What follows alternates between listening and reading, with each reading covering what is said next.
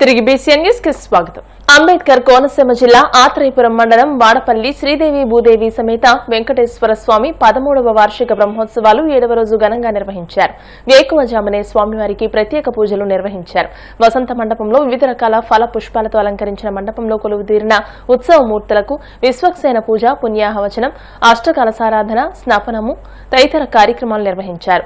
వైకానస ఆగమ శాస్త్ర ప్రకారం కండవల్లి వరప్రసాదాచార్యులు బ్రహ్మత్వంలో వేద పండితులు, అర్చకులు లక్ష తులసి పూజ కన్నుల పండుగగా నిర్వహించారు. అంతరాలయంలో తిరుప్పావడ సేవ నిర్వహించారు. అశేష భక్తజనం పాల్గొని స్వామివారిని దర్శించుకున్నారు. రాత్రి రాజాదిరాజ అలంకారంలో శ్రీవారు గజవాహనంపై అధిరోహించి తిరువీధుల్లో విహరించారు. ఈ సందర్భంగా కళాకారుల ప్రదర్శనలు అలరించాయి.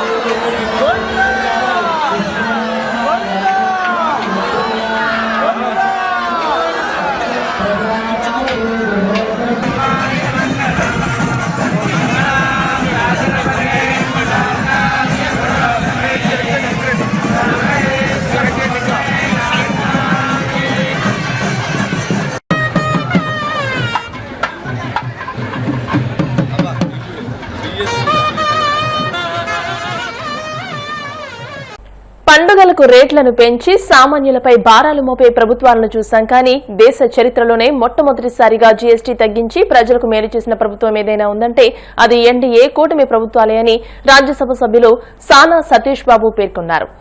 కాకినాడ రూరల్ నియోజకవర్గంలోని సర్పవరం జంక్షన్ వద్ద రవాణా శాఖ ఆధ్వర్యంలో ఆటో యూనియన్ నాయకులకు సూపర్ జీఎస్టీ సూపర్ సేవింగ్స్ పై అవగాహన సదస్సు జరిగింది. ఈ కార్యక్రమంలో ముఖ్య అతిథిగా రాజ్యసభ సభ్యులు సానా సతీష్ బాబు పాల్గొనగా విశిష్ట అతిథిగా కాకినాడ రూరల్ ఎమ్మెల్యే పంతం నానాజీ పాల్గొన్నారు. ఈ సందర్భంగా వారు మాట్లాడుతూ సూపర్ జీఎస్టీ పేద ప్రజలకు వరం లాంటిదని అన్నారు. తగ్గిన ధరలకు ప్రజలకు అవగాహన కల్పించేందుకు ఈ కార్యక్రమం చేపట్టడం జరిగిందని తెలియజేశారు. సూపర్ సేవింగ్స్ కార్యక్రమం ఆఖరి రోజు ఈ రోజు ప్రధానమంత్రి నరేంద్ర మోడీ గారి చేతి మీద కర్నూలులో ఈ కార్యక్రమాన్ని ప్రజలకి అందజేస్తారు. ఈ కార్యక్రమం ప్రకారం ప్రతి మానవుడికి ప్రతి ఒక్కరికి కూడా ప్రతి మనిషికి కూడా ఏదో రకంగా ట్యాక్స్ రూపంలో సేవింగ్ చేయాలనే ఉద్దేశంతో ప్రధానమంత్రి నరేంద్ర మోడీ గారు ఈ కార్యక్రమాన్ని చేపట్టారు. మన ఎమ్మెల్యే గారు చెప్పినట్టు ఇటువంటిది ఇప్పటి వరకు రేట్లు తగ్గడం అనేది ఎక్కడా లేదు. ప్రత్యేకించి రేట్లు అంటే ఏదో ఒక వస్తువు రేటు తగ్గుతుంది, ట్యాక్స్ తగ్గడం అనేది ఎప్పుడూ లేదు. ఫస్ట్ టైం ట్యాక్స్ తగ్గించి ఇటువంటి కార్యక్రమాన్ని ప్రజల దగ్గర తీసుకెళ్లాలని చెప్పి మా అందరినీ ప్రజాప్రతినిధులందరినీ మీకు విపరీతమైన ప్రచారం చేసి ఇది ఎందుకు తగ్గింది, ఎలా తగ్గింది, ఈ తగ్గిన అమౌంట్ మీకు బెనిఫిట్ అవ్వాలి అన్న ఉద్దేశంతో ఇటువంటి కార్యక్రమం చేపట్టడం జరిగింది. ప్రతి వస్తువులోనూ కూడా రేటు తగ్గినాయి. మీరు ఎక్కడైనా కూడా పాత రేట్లకి అమ్మటం జరిగితే మాత్రం మీరు కన్సల్ట్ జిఎస్టీ ఆఫీసర్ కానీ ఎవరికొకరికి మీరు ఇన్ఫార్మ్ చేస్తే, లోకల్లో ఉన్న మా ప్రజాప్రతినిధులు కానీ ఇన్ఫార్మ్ చేస్తే దీని మీద యాక్షన్ తీసుకోవడం జరుగుతుంది. భారతదేశం చరిత్రలోనే మొట్టమొదటిసారిగా మాకు ఊహ వచ్చినప్పటి నుంచి, ఇక్కడున్న ప్రతి ఒక్కరికి కూడా ఊహ వచ్చినప్పటి నుంచి కూడా రేట్లు పెరగడమే గానీ తగ్గడం అన్నది మనం ఎప్పుడూ చూడలేదు. పెట్రోల్ రేట్ల దగ్గర నుంచి మీరు గమనించే ఉంటారు. గత సంవత్సరంన్నరగా ఈ కూటమి ప్రభుత్వం వచ్చిన తర్వాత ఎక్కడ పెట్రోల్ రేట్లు కానీ డీజిల్ రేట్లు కానీ ఎక్కడ పెరగలేదు. పైపెచ్చు ఈవేళ జిఎస్టీ పేరుతోటి మన తలతో ఊరి షాంపూ దగ్గర నుంచి ఇవాళ బస్సు కొనుక్కుందాం అన్నా, మినీ బస్సు కొనుక్కుందాం, బస్సు కొనుక్కుందాం అన్నా, వ్యవసాయ పరికరాలు కొనుక్కుందాం అన్నా, ట్రాక్టర్ కొనుక్కుందాం అన్నా, ఏది కొనుక్కుందాం అన్నా సరే ప్రతి ఒక్కటి కూడా రేట్లు తగ్గించడం జరిగింది. ఇది పెద్ద ఎత్తున ప్రజల్లోకి తీసుకుని వెళ్ళాలి, ప్రజలకు తెలియాలి.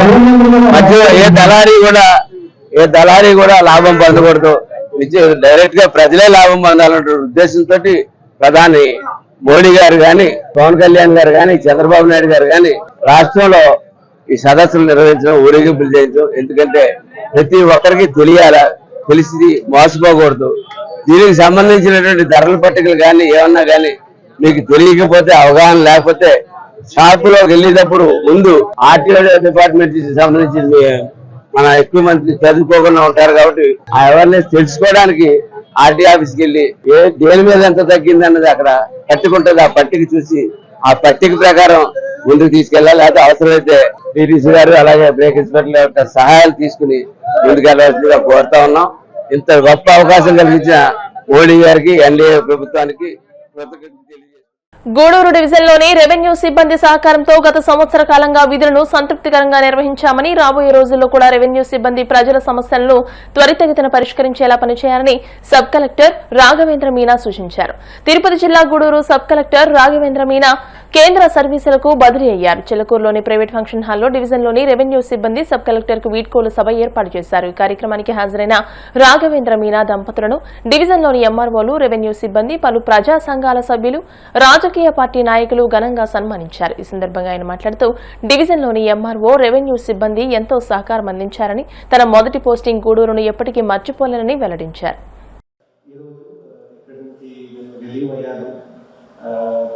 1 year కలిసి ఇక్కడ గూడూరులో పని చేస్తున్నప్పుడు సెప్టెంబర్ 2024 నేను ఇక్కడ జాయిన్ చేశాను.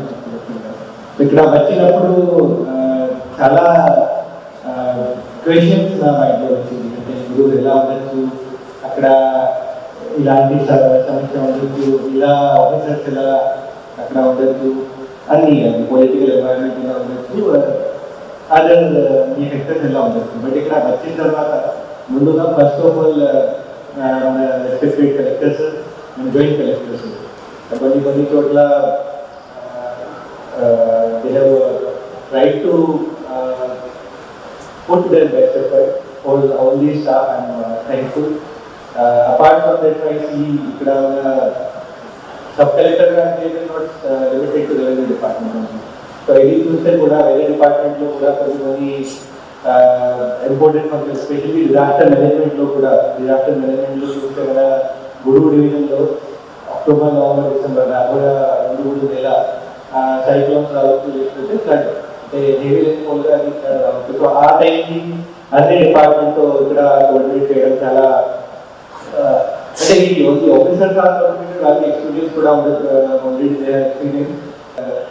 Because of your cooperation only I could do whatever I could do.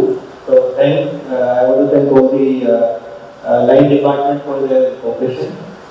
If I can mention anything other than disaster management, అది మనం రోజు జాతర చేసాము పోలేరమ్మ జాతరలో కూడా అన్ని డిపార్ట్మెంట్ నుంచి బాగా కోఆర్డినేషన్ వచ్చింది. తర్వాత కన్పూర్ జాతర అక్కడ కూడా బాగా కోఆర్డినేషన్ వచ్చింది. నేను ఎస్పెషల్గా ఎవరికి వెళ్ళను, బట్ గుడూరులో అంటే మనం చూస్తే డివిజనల్ స్థాయి ఆఫీసర్స్ కూడా చాలా మోటివేట్గా ఉన్నారు. మండల లెవెల్ ఆఫీసర్లు కూడా ఐ కీప్ గెటింగ్ ఫీడ్బ్యాక్, వాళ్ళు కూడా చాలా మోటివేట్గా పనిచేస్తున్నారు. ఇక్కడ గుడూరులో ఎస్పెషల్లీ 1 year అంటే very comfortable because of your cooperation, all of your support. So for that I want to thank you all. Personal friend ga ikkada Guruvlo I have in the first posting kabatti always holds a special place in my heart. So